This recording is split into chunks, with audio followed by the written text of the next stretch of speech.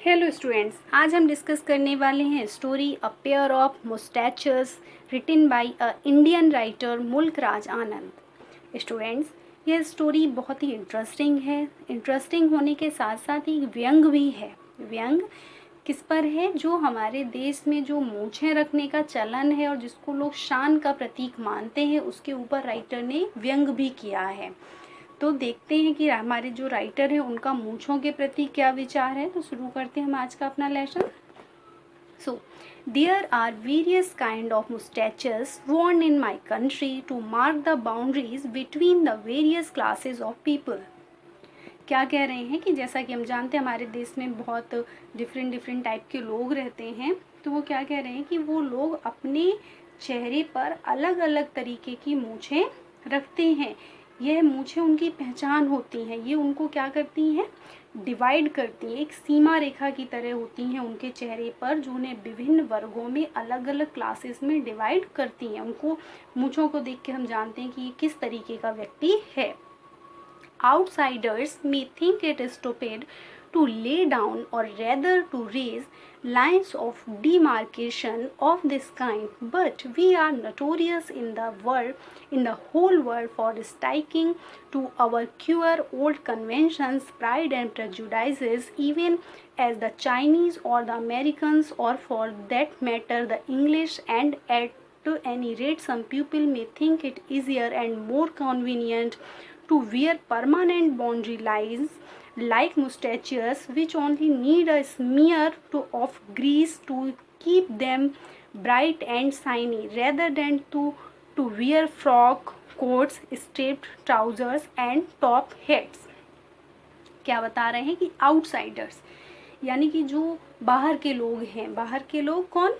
जो यानी कि हमारे देश से जो बाहर के लोग हैं वो लोग क्या, इसको भले ही बहुत ही कैसा स्टूपिड सोचें, मूर्खतापूर्ण सोचें कि ये किस तरीके के लोग हैं जो चेहरे पर अपनी मूंछों को उगाते हैं, लेकिन we are notorious in the whole world. लेकिन हम लोग क्या, नोटोरियस विख्यात होता है लेकिन थोड़ा निगेटिव सेंस में, कि हम लोग विख्यात हैं पूरे वर्ल्ड में। किसके लिए? अपनी जो हमारी पुरानी मान्यताएं हैं, जो हमारी जो भी जो ट्रेडिशंस हैं, परंपराएं हैं, उनको निभाने के लिए, अपनी जो कन्वेंशंस, प्राइड्स, प्रेजुडाइसेस यानी कि पूर्व धारणाएं हैं, उनको निभाने के लिए हम लोग क्या है, पूरे में वर्ल्ड में जो है हम विख्यात हैं।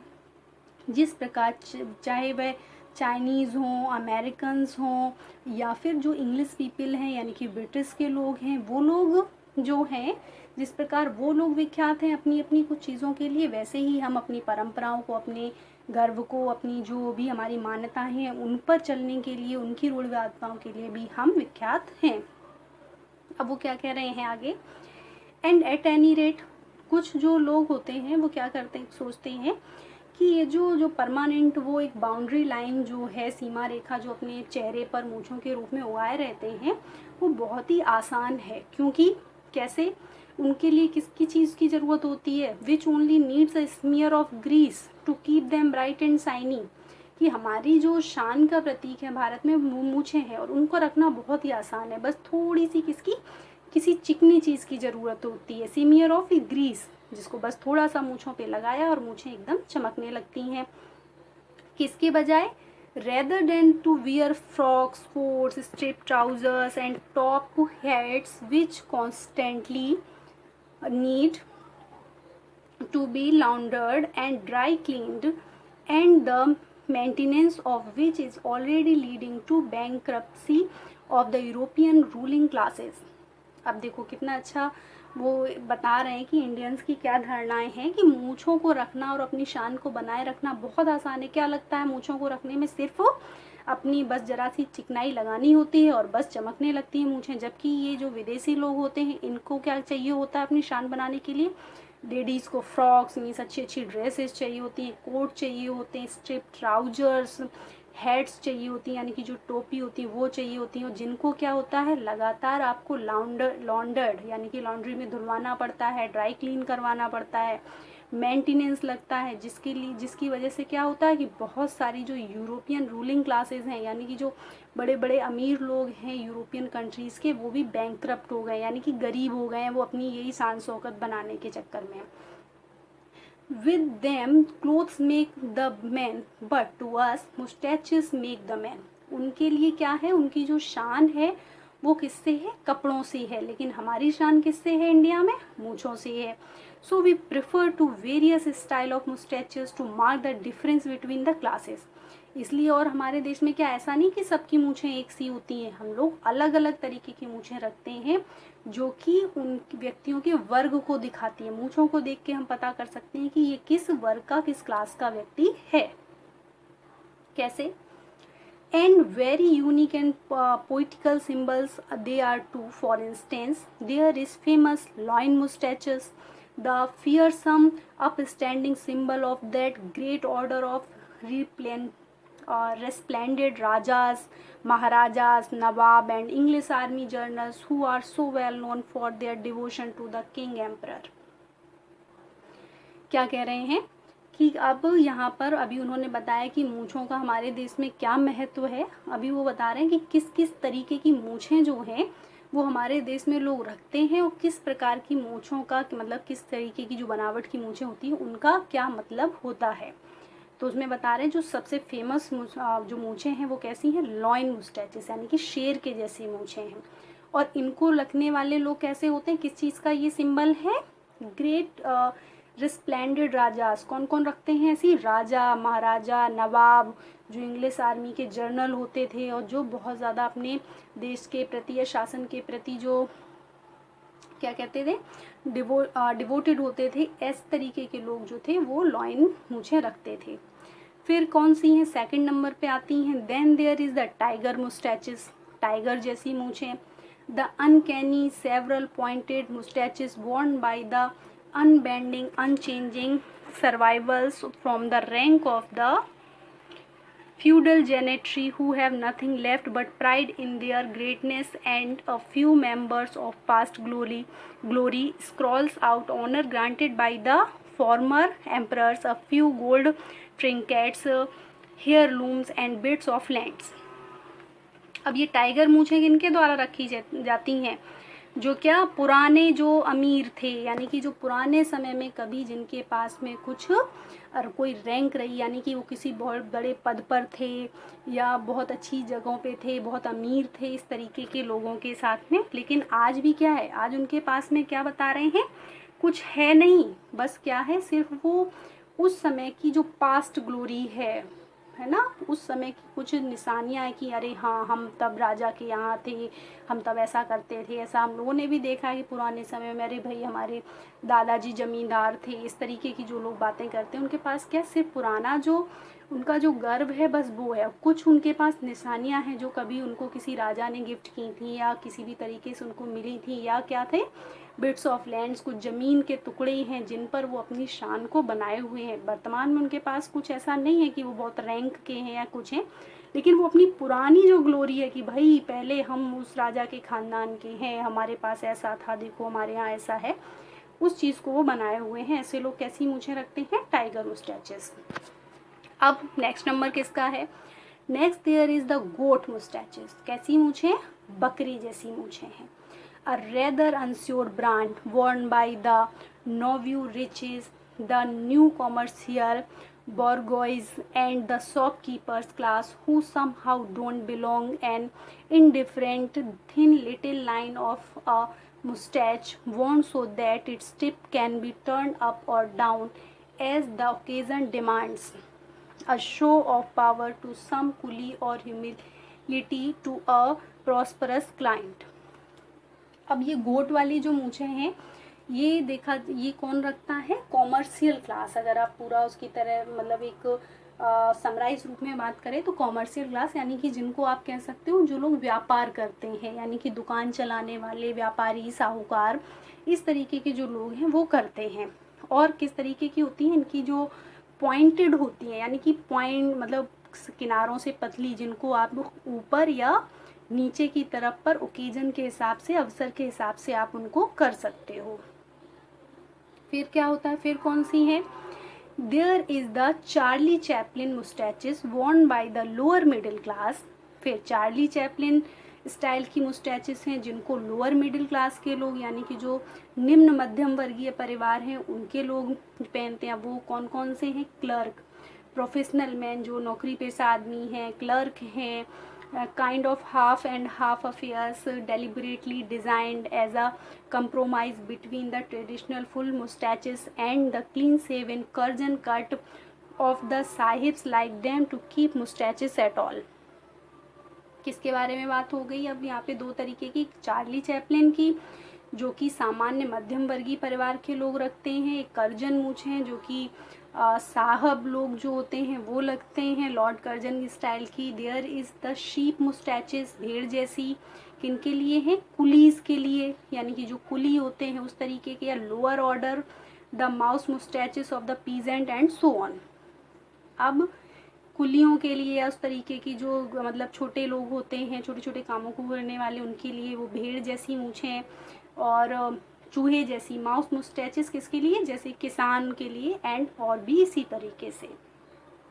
इन fact there are endless styles of mustaches all appropriate to the wearers and indicative to the various orders as rigorously adhered so as if they had all been patented by the government of India or had been sanctioned by special appointment with His Majesty the King or Her Majesty the Queen, and any poaching on the style of the class by members of another is resented, and the rising ratio of murders in my country is interpreted by certain authorities as being indicative of increasing jealousy with which each class is guarding its rights and privilege is regards to the mark of the mustaches।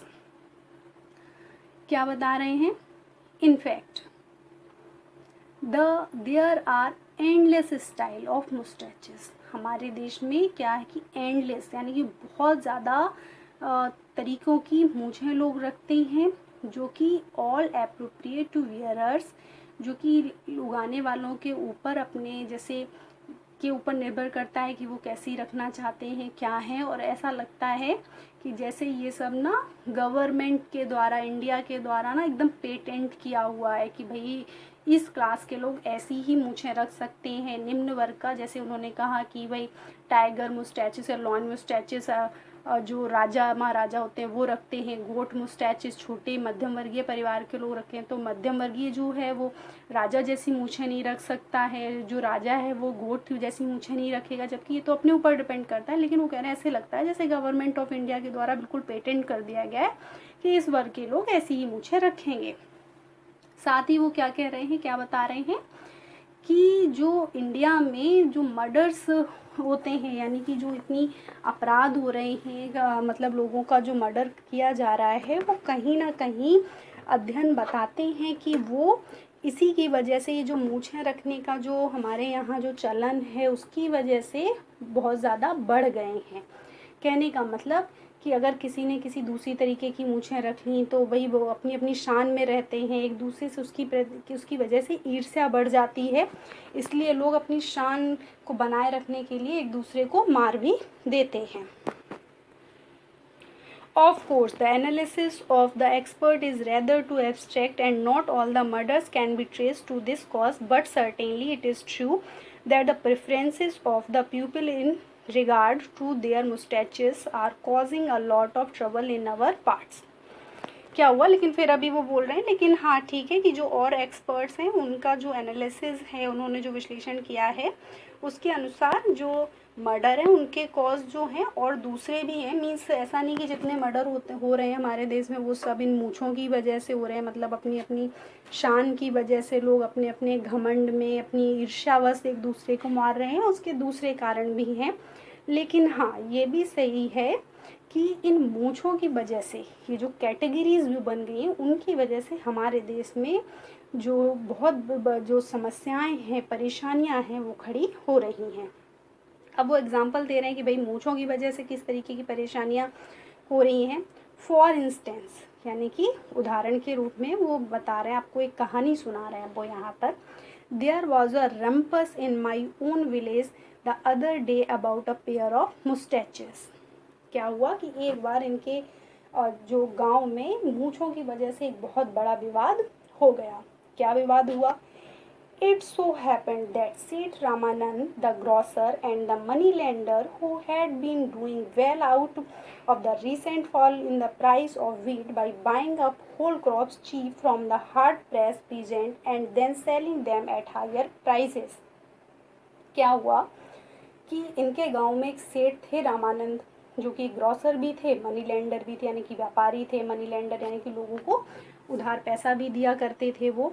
तो उनकी जो स्थिति थी इस समय बहुत अच्छी गांव में हो रही थी। कैसे हो रही थी कि गांव में क्या हुआ कि जो व्हीट होता है, क्रॉप्स, यानी कि जो गेहूं की फसल है, उसका दाम बहुत कम हो गया था। तो उन्होंने क्या किया, उस चीप रेट पर यानी कि सस्ते दामों में गेहूं इन्होंने पूरी फसल खरीद ली गांव वालों की, और फिर उसको वो बाद में बहुत ही महंगे रेट पर बेच रहे थे, जिससे उनको बहुत मुनाफा हो रहा था।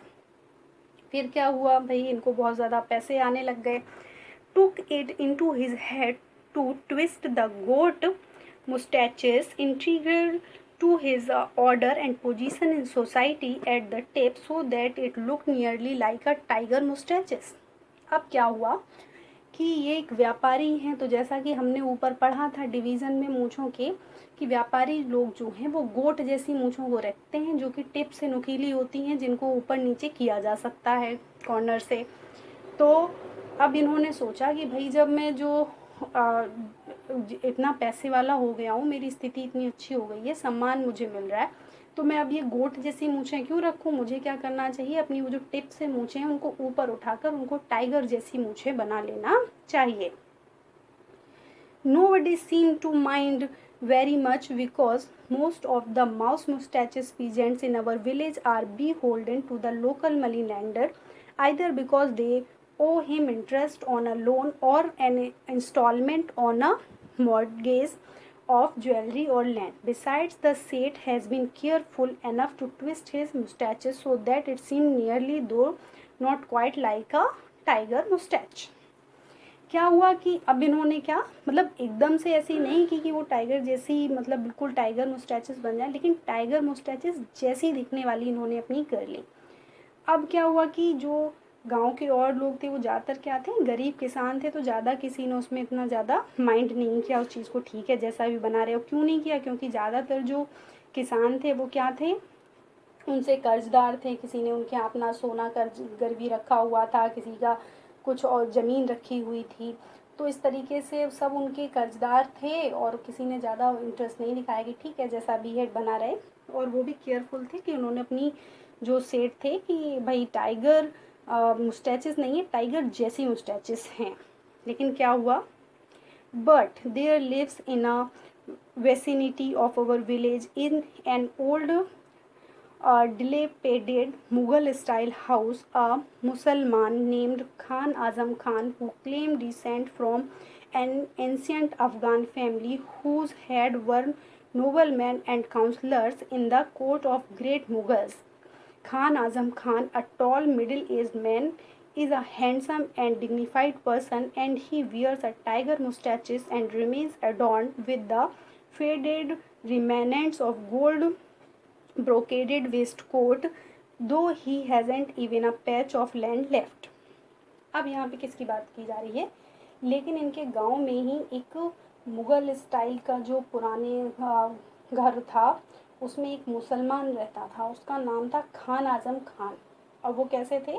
वो टाइगर मूछें रखते थे, जैसा कि उन्होंने पहले बताया। टाइगर मूछों वाले लोग कैसे हैं कि पुराने समय की कोई ग्लोरी उनके पास है कि पुराने समय में हम इतने अच्छे थे, वर्तमान में उनके पास कुछ नहीं है। उसी का एक एग्जाम्पल यहाँ पे दिया है कि जो उनके जो और पूर्वज रहे होंगे वो कहाँ पे, नोबल काउंसलर्स थे ग्रेट मुगल्स के। यहाँ पे जो मुग़ल राजा पहले हमारे यहाँ राज करते थे, उनके यहाँ उनके दरबार में रहते थे।